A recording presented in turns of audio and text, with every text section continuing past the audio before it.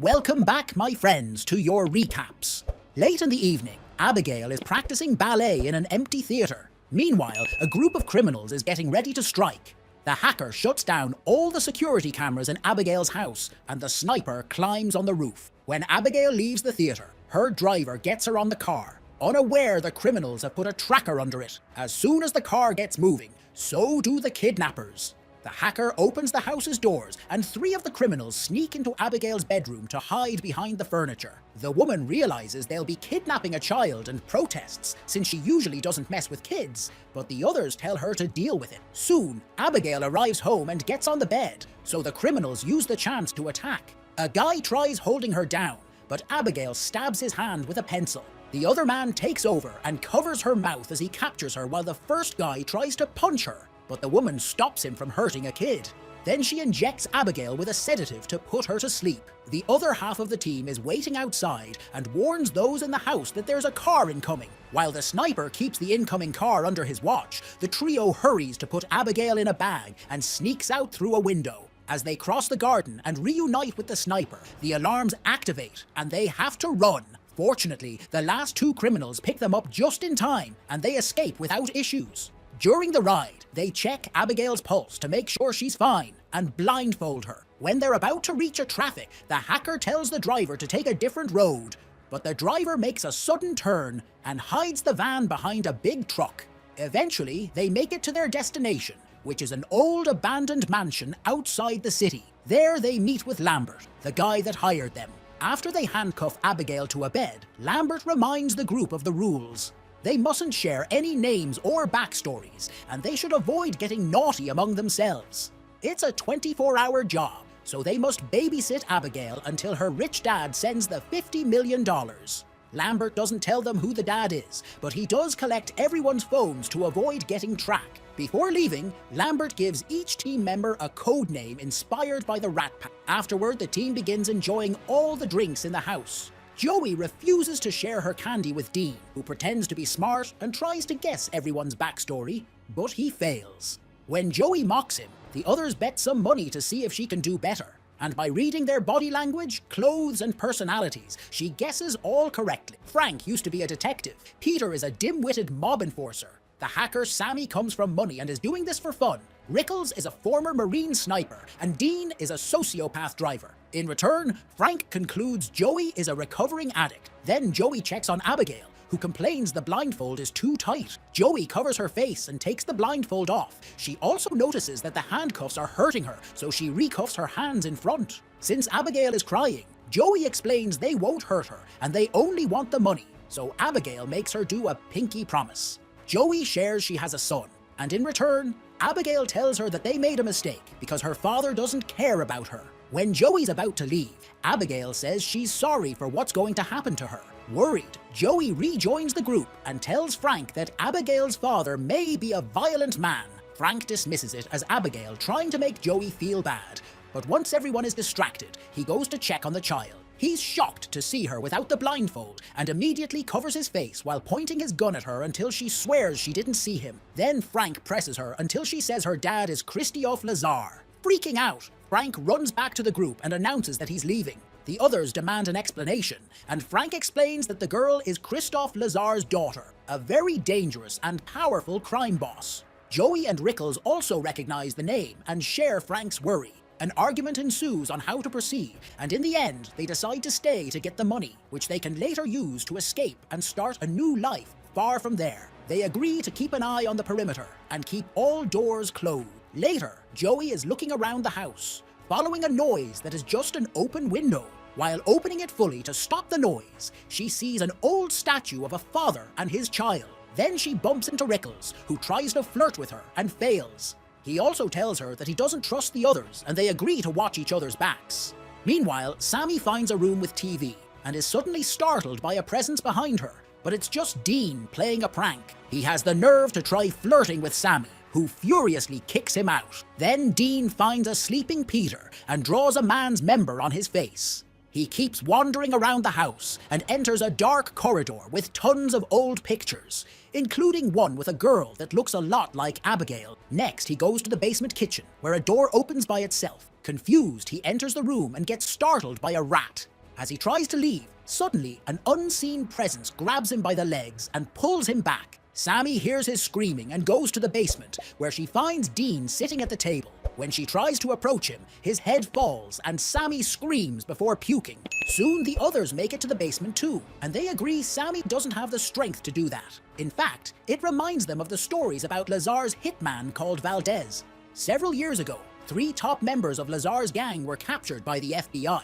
The night before their trial, they were kept hidden on the top floor of a hotel with agents guarding every corner. The next morning, the FBI stormed in and found their bodies with their heads cut off and no organs. There was no way in or out of the room except for the door on the 23rd floor. Getting worried, they decide to check on the girl and find her well in the room. Rickles is still scared of Valdez and wants to leave, but when he opens the front door, they're shocked to discover another barred gate. Peter tries to push it open to no avail, and this triggers a security system that covers all the windows, meaning the group is now stuck inside. Joey concludes this is a trap, and Rickles runs to check on his weapon, only to find it gone. Joey rushes to Abigail and asks if she's seen anybody else besides her and Frank, but Abigail swears she hasn't. She also shares that Frank threatened to harm her, that he said he worked for her dad, and that his real name was Valdez.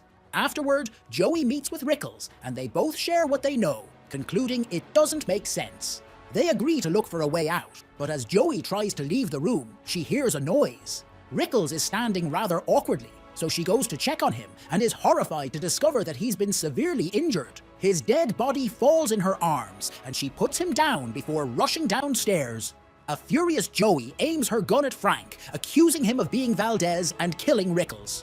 Frank pulls out his gun too and says Joey's letting Abigail manipulate her. He asks Peter to do something about Abigail, so Peter goes to the room to kill her. Before he can shoot, Joey arrives and quickly disarms him. Sammy and Frank also come, and an argument ensues. Meanwhile, Abigail easily removes the handcuffs and stands up, using a ballet move to show her true face. She's actually a vampire. Abigail jumps on Peter and is about to bite him, but Frank shoots her down. To everyone's shock, Abigail just sits up as the wound heals itself. Joey shoots her too, but it's clear that bullets do nothing, so they run and lock the door. The group discusses what to do as they realize Abigail was Valdez all along. All the doors are equipped with magnetically sealed locks and shutters 2 inches thick, so they can't be broken, and Sammy doesn't have the equipment to hack them. Everyone's tense, and when Peter asks them to slow down, Frank grabs him by the neck, threatening into shutting up.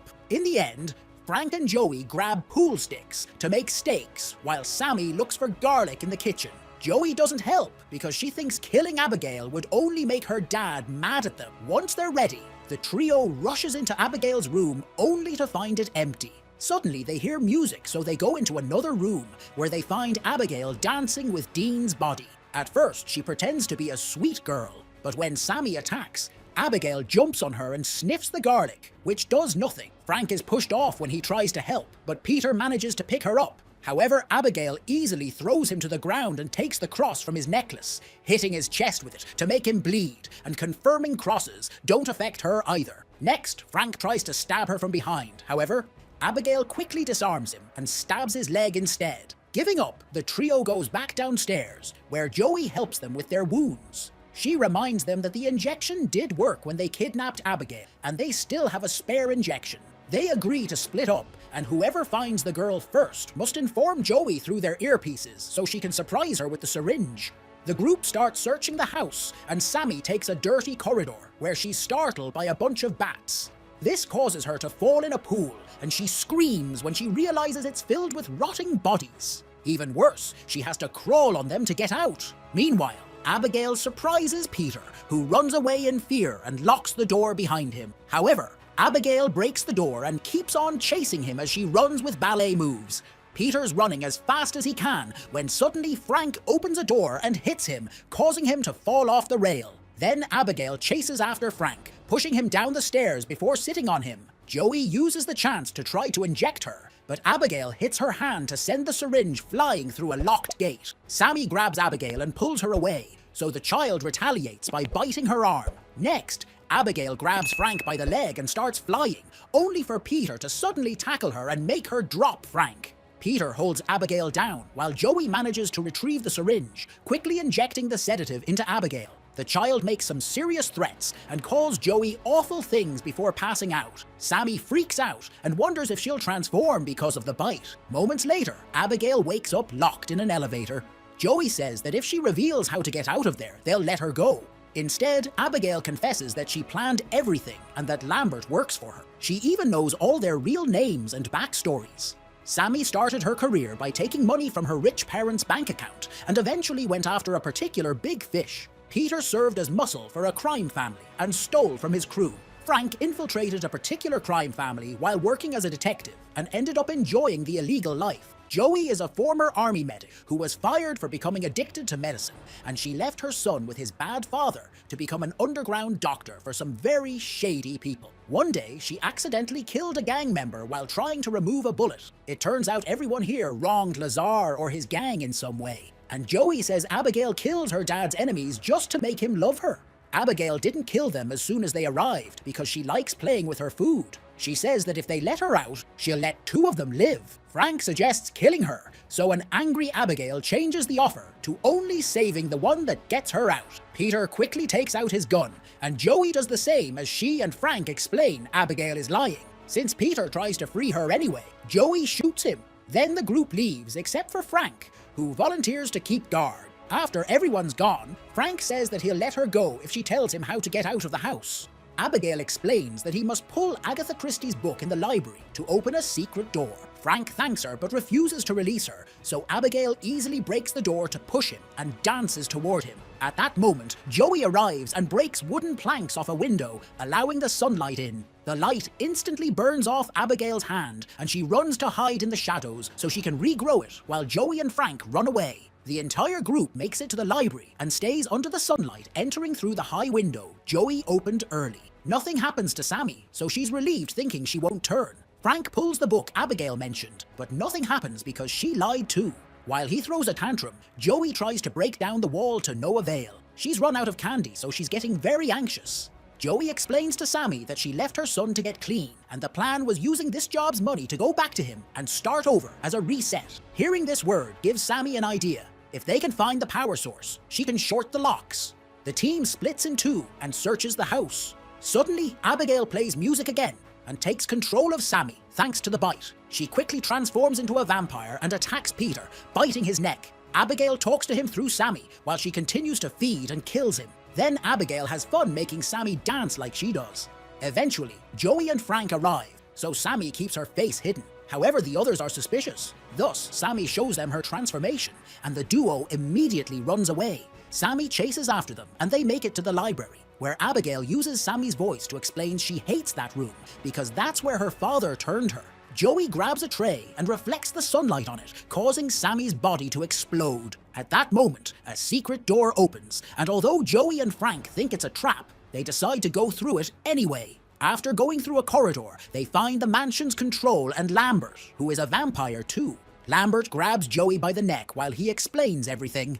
Abigail turned him 2 years ago when she found out that he helped Frank infiltrate the gang. She also threatened his family, and now all he does is bring all her father's enemies here so she can play. He's already notified Lazar about the situation, and he's on his way to the mansion. Lambert wants to kill both Abigail and her dad, so he offers to turn Frank if he promises to help. Frank agrees, so Lambert knocks Joey out and bites Frank. Next, Lambert makes Frank drink his blood, and Joey wakes up to watch Frank painfully transform into a vampire. Afterward, Lambert tells Frank to feed on Joey. However, Frank stabs him with a stake instead, causing Lambert to explode. At that moment, Abigail arrives and tries to attack, but Frank overpowers her and drinks her blood. Joey uses the chance to reach the control panel and deactivates the security measures. She also retrieves her phone, but when she runs down the secret corridor, the exit is locked. While Frank finishes feeding on Abigail and drops her body, Joey calls her son and leaves a heartfelt speech in his voicemail. Frank finds her and immediately pushes her back into the library, where he starts throwing her around to smash her against the furniture. Joey tries to defend herself, but her punches do nothing to a vampire. Then she grabs her by the neck and throws her down, but Abigail catches her just in time. Abigail explains she's too weak to defeat him alone and begs Joey to help her kill Frank, promising to let her go if she does so she can see her son again. Frank approaches them and the girls team up to start fighting him, but no matter how hard they try, he's clearly stronger than both of them combined. After he knocks down Abigail, he stabs Joey in the shoulder with the stake and gets her stuck on a pillar. Then he goes back to fighting Abigail, biting her again, as the girl raises her pinky to remind Joey of their promise. One Abigail is down. Frank takes Joey off the stake and bites her neck before throwing her on the floor. When she wakes up, Frank uses his vampire powers to force her to pick up the stake and go after Abigail. However, Joey is pretending, so she turns around and pushes Frank, giving Abigail the chance to jump on him. She fights him again as she explains the powers take a while to develop fully, so he can't control or transform Joey yet. While they're distracted, Joey retrieves the stake and pulls Frank down. Then she and Abigail team up to stab him and make him explode. Afterward, Joey is worried that she may transform too, but Abigail confirms it won't happen because Frank is dead. As promised, Abigail lets Joey go and tells her to find her son. Suddenly, someone grabs Joey's shoulder. It's Abigail's father, Lazar, who says he had many names through the years. He wants to kill Joey. However, Abigail comes to her defense, saying Joey saved her life and was there for her when he wasn't.